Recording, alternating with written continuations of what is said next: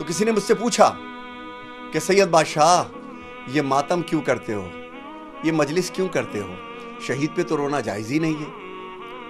मैंने कहा अच्छा, आपने बड़ा अजीब सवाल कर दिया, कहाँ के रहने वाले हो? उसने पंजाब के किसी शहर का नाम लिया। तो मैंने कहा एक मेरा बात सुन।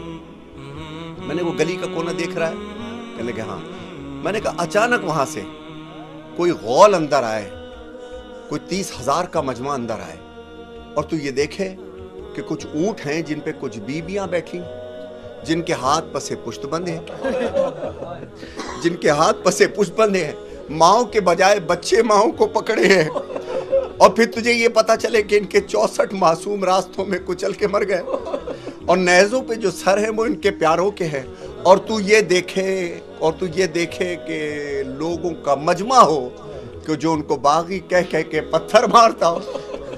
और मैंने कहा अब जरा सा दूर हो जा, मैं कुछ तुझसे कहना चाहता हूँ। तू थोड़ा दूर हुआ, मैंने फिर तुझे पता चले कि तेरे गांव और तेरी माए बहनें हैं। फिर तो उसने सीने पे हाथ मारा, सैयद बादशाह बदुआ ना दो। मैंने कहा हाँ मातम किया, अपना कोई मरता है तो रोते हो तड़प कर, पर आले मोहम्मद का कोई गम नहीं करते।